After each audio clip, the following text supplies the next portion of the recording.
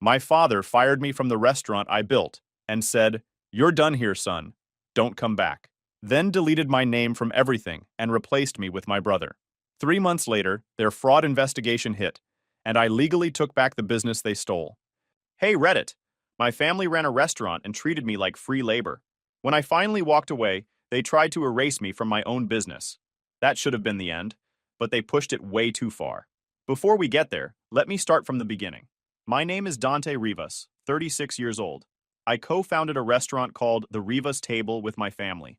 My father, Victor, my mother, Celeste, and my younger brother, Julian. What started as a greasy diner on a back street turned into a name the city bragged about. Every critic wrote about our family legacy, but let's be honest, I was the legacy. Victor handled the bragging, Celeste handled the image, and Julian handled the credit card bills. I handled everything else. That Friday night, the place was chaos in the best way. Dinner rush, full house, the smell of seared steak, butter, and rosemary hitting the air vents. The kitchen glowed in that perfect blur of motion. Servers darting, tickets printing, pans snapping on burners. I was at the expo line calling orders, steady and sharp. 2 risottos, 3 fillets, fire table 12, I called. The cooks echoed back, synchronized. It was our rhythm, my rhythm. This was the world I built. Then the ticket printer jammed. No big deal. I swiped my key card to reset the system. The reader flashed red. I tried again. Red again. Then the screen froze. Access denied. A weird silence spread through the kitchen. My sous chef gave me a confused look. You locked out, chef? I opened the management app on my phone. Same message. My login didn't exist. Payroll, blank. Inventory, gone. My name wasn't even listed on the staff dashboard. It was like I'd been deleted in real time. The kitchen door swung open, and there he was. Julian. New suit, slicked hair, fake confidence oozing off him like cheap cologne. He leaned against the doorframe with that smirk I'd seen too many times growing up. Dad says you're taking a break, he said, loud enough for the whole line to hear. Indefinite. For a second, I thought it was a prank. That's cute, I said, still flipping through my phone. Tell Dad I'll take a break when payroll isn't crying for help. He didn't laugh. He wasn't joking. The room got still. No metal clanks, no chatter, just the hum of the vents. I checked again. Everything was wiped. Even my email access was gone. Julian folded his arms. You should go, bro. Dad said no drama. The word bro hit me wrong. He said it like I was a stranger. I stepped closer, close enough that his fake confidence flickered. Tell him I'm leaving, I said. Not running. I dropped my apron on the counter, tossed my towel beside it, and walked straight out the back door. Nobody said a word. The sound of sizzling pans followed me until the door shut. Outside, the night air hit like ice. The alley smelled like grease and citrus. I leaned against the brick wall and looked up at the windows. Through the glass, I could still see my kitchen, my staff, running my system, plating my dishes. My phone buzzed. A voicemail from Victor. I pressed play. You're done here, son. Don't come back. Don't make a scene. That was it. Calm, rehearsed, almost polite. Like he was firing an employee he'd never met. No explanation. No thank you. Just business. I stared at the phone for a long second, the hum of the city in my ears. My jaw locked tight. My hand trembled once before I caught myself. Then I laughed. Not the funny kind, just short and sharp. They really thought I'd beg, I said under my breath. Cute. I pulled out a cigarette, lit it, and leaned back against the wall. Smoke drifted up into the night air, mixing with the smell of charred onions from the vents. Through the kitchen window, I saw Julian stepping into my spot, trying to look like a boss. He pointed at things like he knew what they were. The cooks nodded, pretending. I almost felt bad for him. Almost. I took another drag and exhaled slow. Every recipe on that menu, every process, every connection with a supplier, it all came from me. The menus, the branding, even the stupid playlist they looped on weekends. Mine. They could scrub my name off the website, but they couldn't scrub me out of their business. I flicked the cigarette butt into the dumpster and walked toward my truck. The sign above the entrance glowed like it was mocking me. The Rivas Table. A family tradition. Yeah, some tradition. My truck looked the same as it did the first day we opened. The dents, the smell of spilled sauce, the stack of old invoices on the passenger seat. I climbed in, turned the key, and the engine grumbled to life. For a second, I just sat there, watching through the windshield. The front windows of the restaurant gleamed gold. Customers laughed. Wine glasses clinked. Nobody inside knew the chef they were cheering for just got erased. I reached into the glove box and found an old photo, me and Victor standing outside the first location. I was 25, sweaty, proud, and stupid enough to believe in the word family. I stared at it, smirked, and slid it back inside. My phone buzzed again. Julian texting now. Don't make this harder than it needs to be. Dad says we'll talk later. I typed back one word. Sure. Then I muted the thread and dropped his contact into Do Not Disturb. I put the truck in gear. The music came on. Old school rock. Loud enough to drown out the noise in my head. As I pulled away, I glanced one last time at that glowing sign. The family name looked smaller from a distance. Congratulations, Dad, I said. You just fired the only guy keeping your empire from burning. The light turned green. I hit the gas and didn't look back. That was the night they thought they cut me out. They didn't know they'd just started a war they couldn't win. I didn't mope. I didn't drink myself stupid or start texting apologies. When you grow up around people like my family, silence is the only move that makes them sweat. It was past midnight. My apartment looked like a war zone. Half-eaten takeout, receipts scattered across the counter.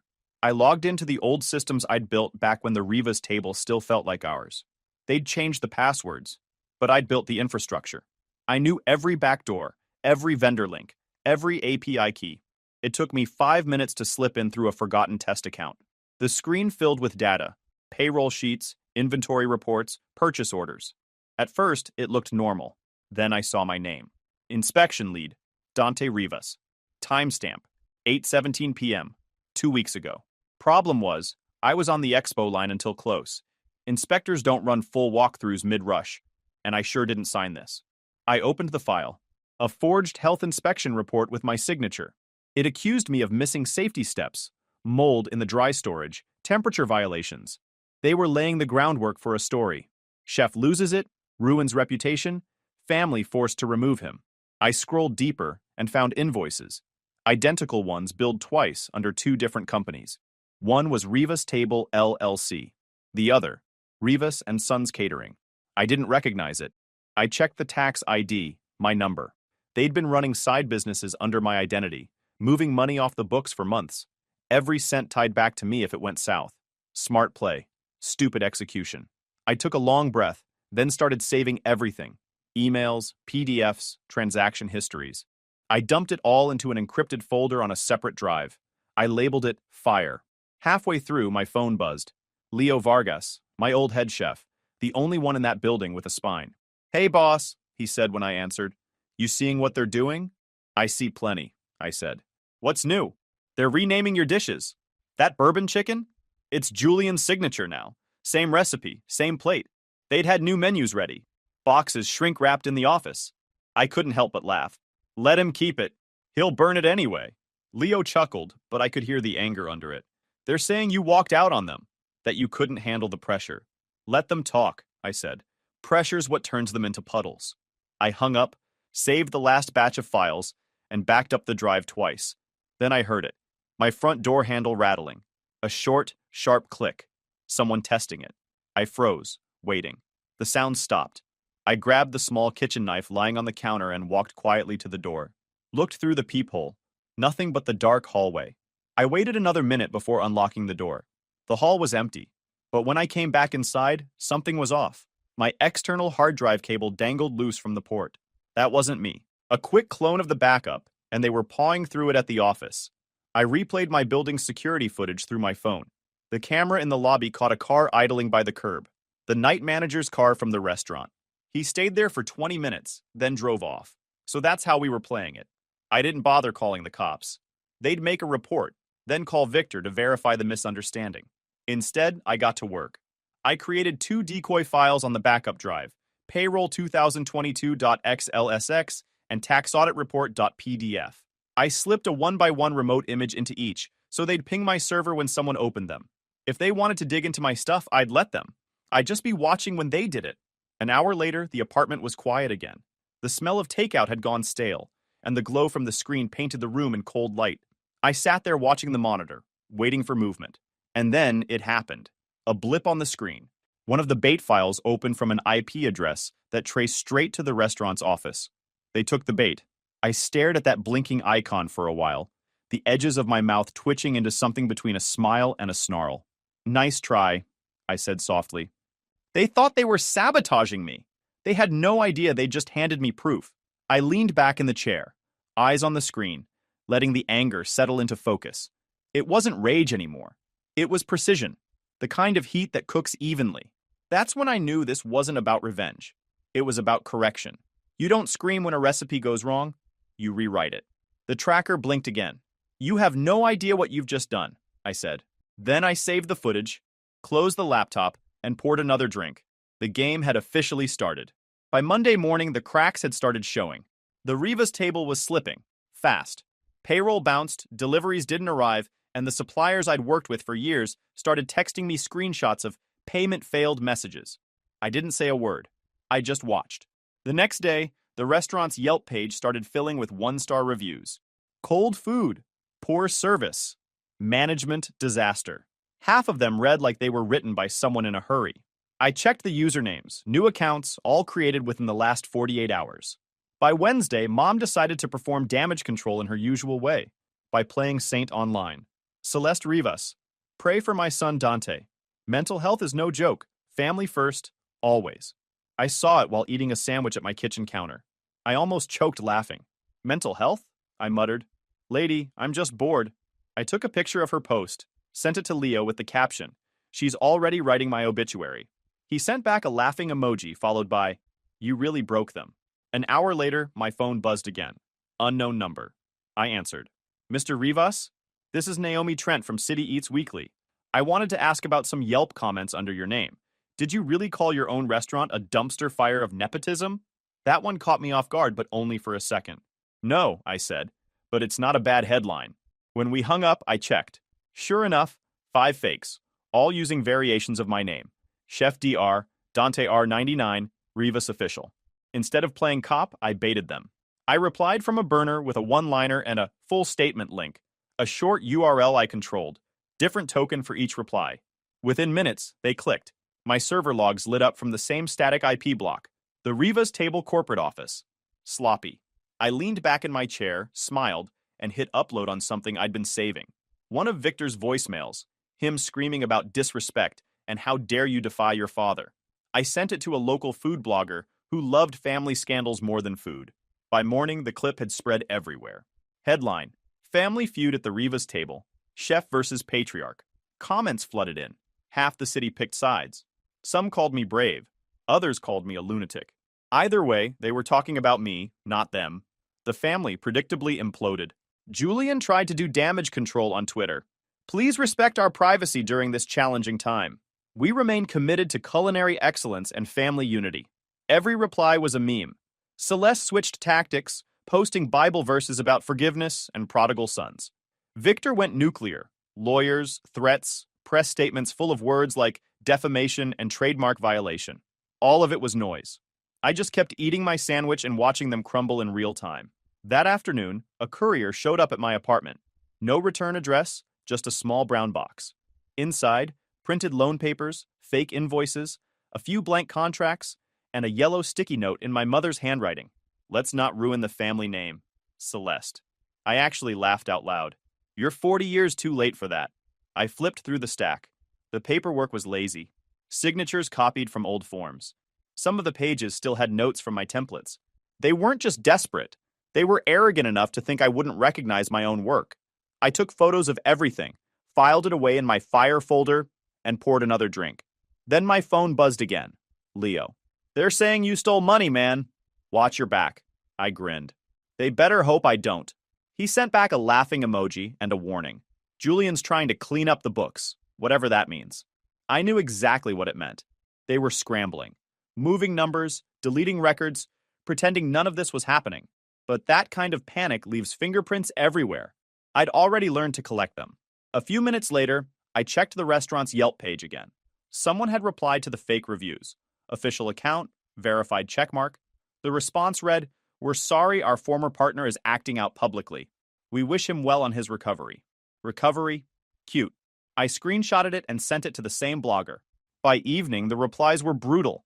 They're gaslighting him live. Imagine firing your own chef and calling him crazy. PR meltdown of the year. The Rivas table had gone from fine dining to circus tent in less than a week. And me? I stayed quiet. Didn't tweet, didn't post, didn't even correct the stories. Silence is the best seasoning. You just let it marinate until they can't stand it anymore. Around midnight, I opened my laptop one last time. The numbers from the delivery vendors were worse. Two of the main suppliers had paused accounts for non-payment. Without those, half the menu was dead. Victor's culinary empire was starting to starve. I zoomed out on my tracker dashboard. The bait files I'd planted had pinged again. Someone inside their office had opened another one of the decoy files. Good.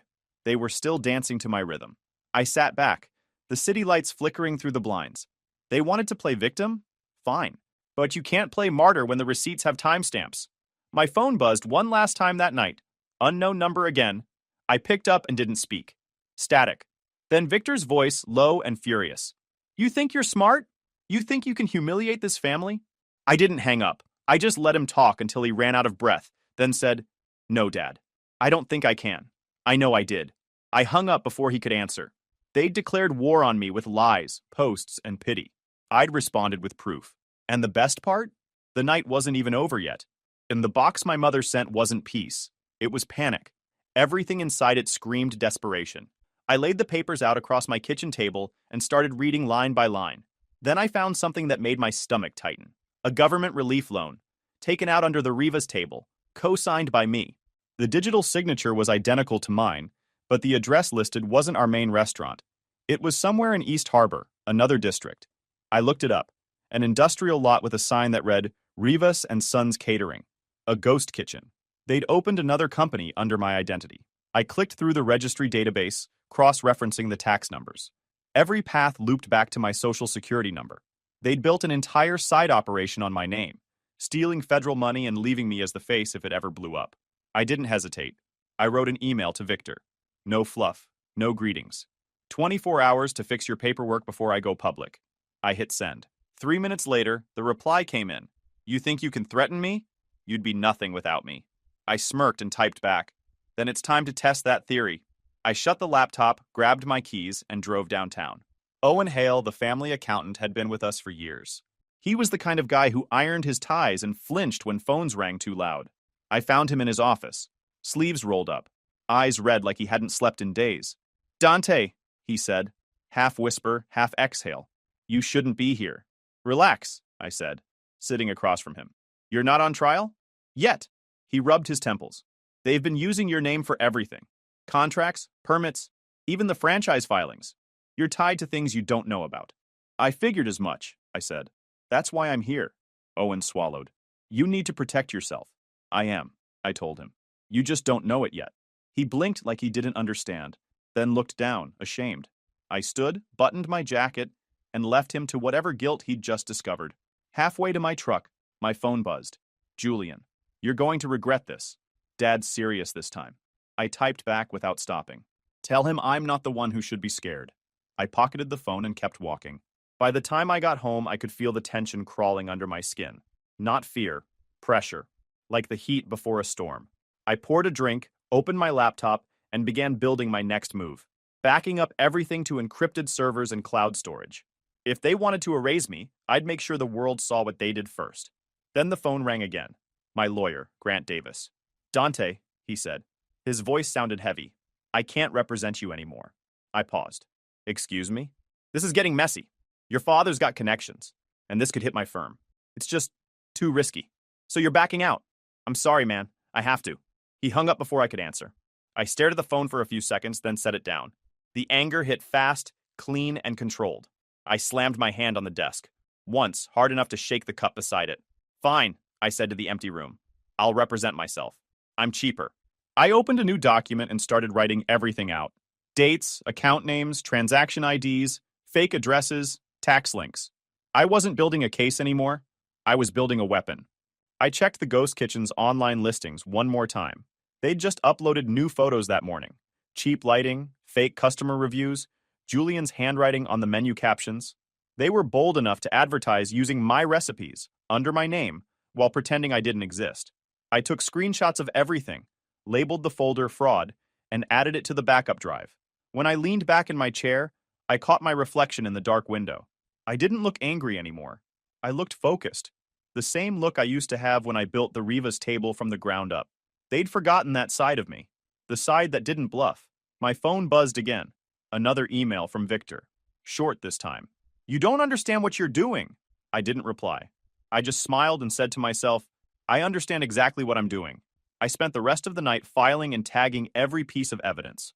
By dawn, I had a clean paper trail leading straight to them. The kind of trail that no lawyer, no PR spin, no fake tears could erase. I'd been combing through tax folders for hours, sorting the pieces of their mess into something I could use. Most of it was the same. Fake invoices, duplicate filings, sloppy math. But buried halfway through one folder, I found something new. A document I'd never seen before. Policyholder, the Rivas Table, LLC. Insured, Dante Rivas. Policy type, Keyman Life Insurance. Payout, $750,000 upon unexpected death. Beneficiary, Victor Rivas. My signature sat at the bottom, neat and familiar. Only problem, it wasn't mine. I checked the creation date, updated 2 weeks ago. The email listed as my contact wasn't mine either. It was some jumbled Gmail address.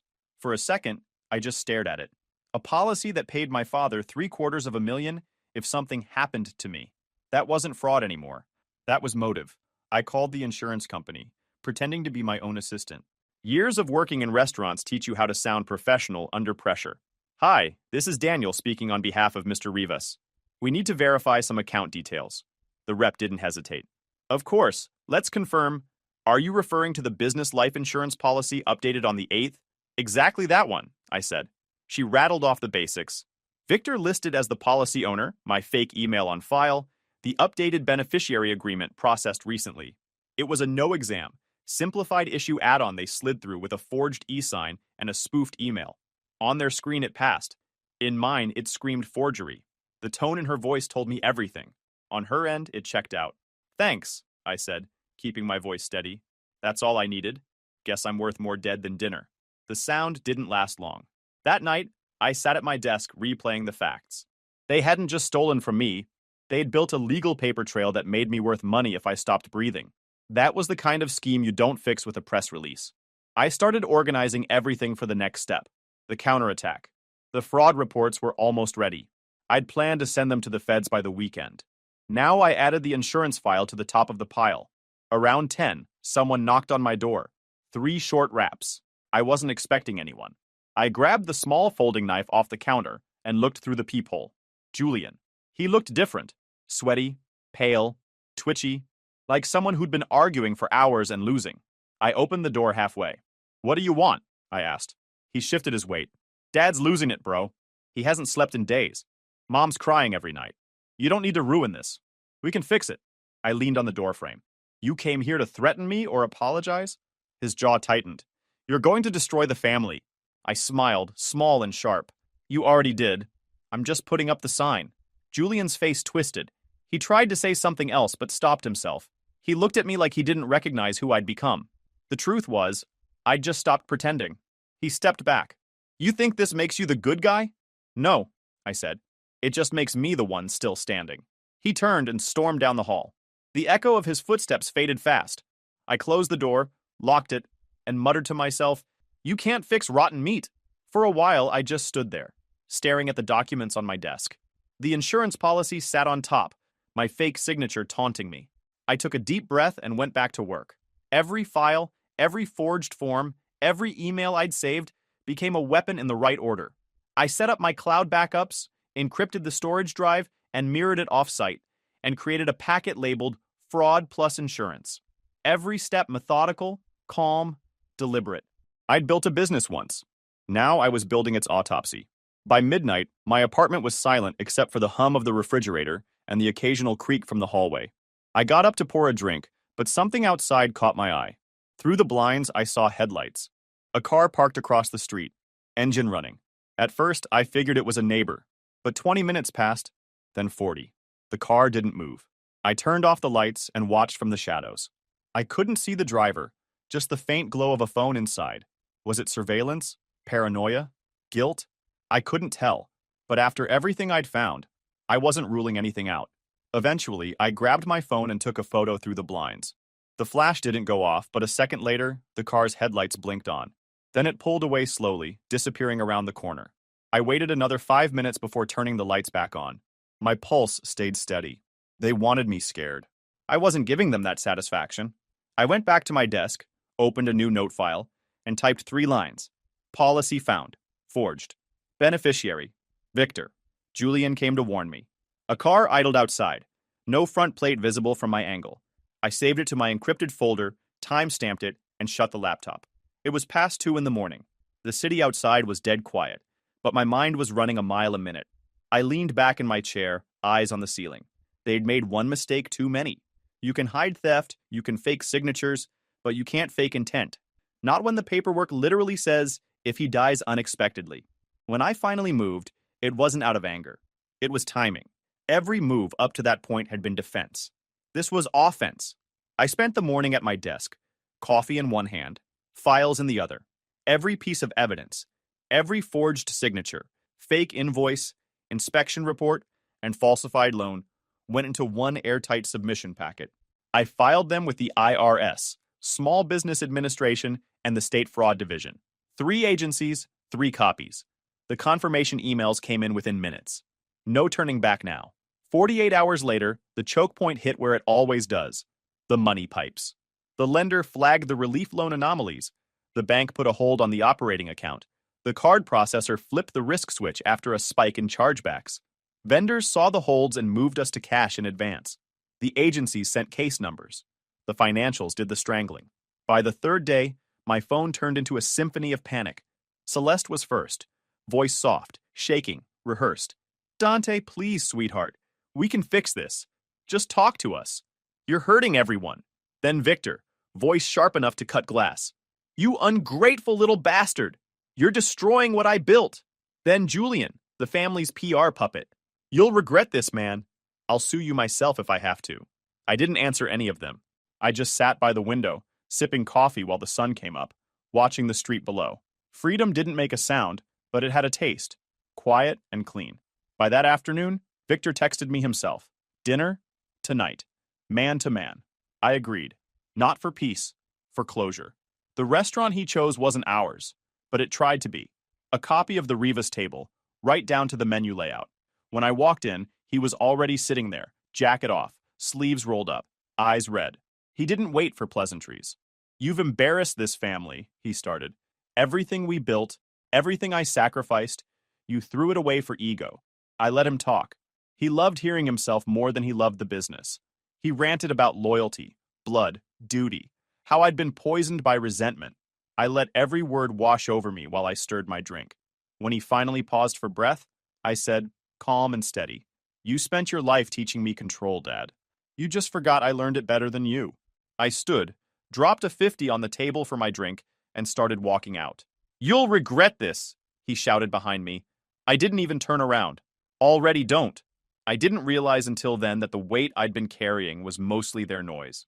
The next morning, my phone buzzed with an unknown number. It was Owen Hale, the accountant. His voice was quiet, shaky. I can't do this anymore, he said. A few minutes later, an email arrived. The subject line read, for your protection. Attached was a file transfer link. Inside the folder, a single document labeled Rivas _ledgers _2013 _2023. 10 years of hidden ledgers, side accounts, unreported income. Every secret they'd buried, all neatly organized. Game over. I spent the day reviewing it. Every number matched the evidence I'd already sent out. It was the missing piece. Their smoking gun, wrapped in their accountant's guilt. That night, I pulled up the original LLC paperwork. Buried in the original contract was my clause, the one they never bothered to amend. It stated that any partner found guilty of financial misconduct forfeited ownership rights to the company's assets, including intellectual property. Recipes, branding, name, all mine. By Friday, I filed for emergency relief under the old operating agreement. By Monday morning, a judge signed a temporary order handing me control of the name, accounts, and records, pending the misconduct hearing. Not a final victory, but an order with teeth. The irony didn't miss me. I didn't even want the restaurant anymore. I just wanted them to lose it. When the news broke, it spread fast. Local channels ran the story. Family-owned empire frozen amid federal fraud probe.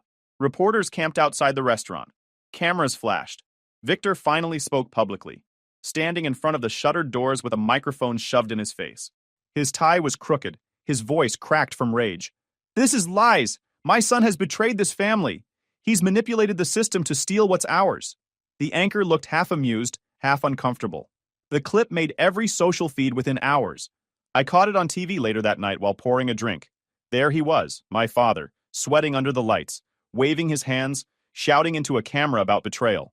I smiled, raised my glass, and muttered, "Nice to see him finally cooking something." His own reputation.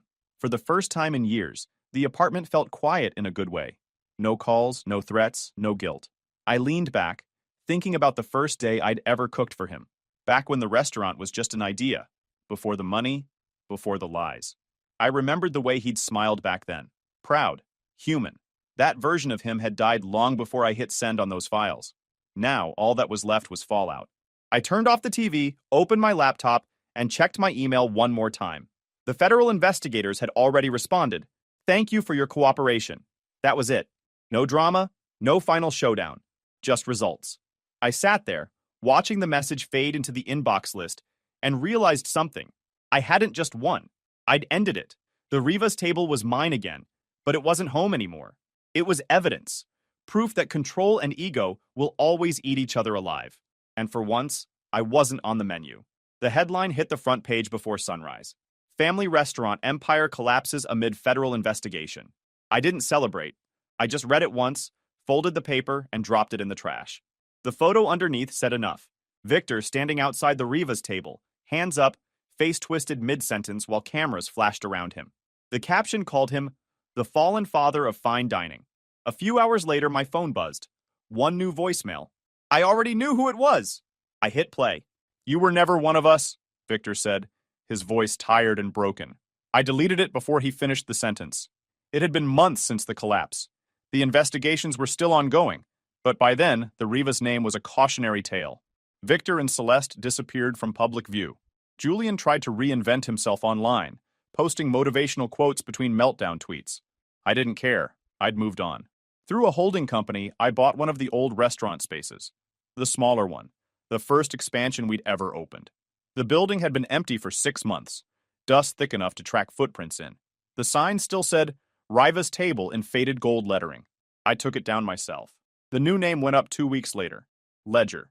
No family branding, no legacy slogans, just a word that meant balance. I called Leo Vargas first. He didn't even hesitate. "Tell me when to show up," he said. We opened quietly. No press release, no hype, just a clean space, an open kitchen, and food that spoke for itself. Leo ran the line. I handled the floor. We worked like we used to before all the nonsense. No shouting, no ego, just precision. The place caught on fast. Customers liked that it felt honest. No fancy PR stories, no family melodrama, just food that tasted like someone cared. The reviews were simple and real. One said, "It feels peaceful in there." That one stuck with me. A few months in, a journalist stopped by. Mid-30s, sharp, curious. She ordered the bourbon chicken, my old recipe, and asked for an interview after the meal. I agreed. She flipped open her notepad. "Why name it Ledger?" I smiled. "Because sooner or later, everyone settles their balance." She wrote it down, nodded like she understood, and left me her card. The next day, an article ran online. From family fire to fine dining, Chef Dante Rivas balances the books. Business doubled. We ran out of seats most nights. The staff actually enjoyed coming to work. No screaming from upstairs, no last-minute panic over missing invoices, just rhythm. On opening night of our 3rd month, Leo handed me the reservation list before service started. There was one table marked unclaimed. Rivas. He looked at me carefully. "You want me to cancel it?" I shook my head. "No, leave it." When the night rush hit, the table stayed empty. Servers walked around it like it didn't exist. I didn't move it or fill it. It wasn't for customers. It was a reminder. After the last guests left and the lights dimmed, Leo finished wiping down the counters. The kitchen glowed clean, stainless steel catching the low light. I stood near the pass, hands in my pockets, taking it all in. The sound of the hood fans, the faint smell of garlic and smoke, the steady quiet of a place finally at peace. Leo looked over. "You good, boss?" I nodded. "Better than ever." He smiled, hung his apron, and headed out the back door. I locked up, walked to the front, and looked out through the glass. The city lights reflected off the new sign. Ledger, sharp white against black. The Rivas name was gone from the street, just how it should be. I turned back toward the kitchen, the empty table still sitting there, untouched. A folded napkin rested in the center where a plate should have been. I almost laughed. They tried to cut me off, I said quietly. I just cut them out. I shut off the lights, the sound of the click echoing through the empty dining room. For the first time in years, the silence didn't feel like loss. It felt like ownership. When I stepped outside, the air was cool, calm, clean, the kind of night that didn't need to be earned. I locked the door behind me, slipped the key into my pocket, and walked away from the Rivas table for good. Ledger was mine, my work, my name, my peace, and that was enough. YouTube just dropped this new hype feature. If you're hooked on this story, smash that hype button. It tells YouTube this video deserves to blow up, and it keeps even crazier stories coming your way.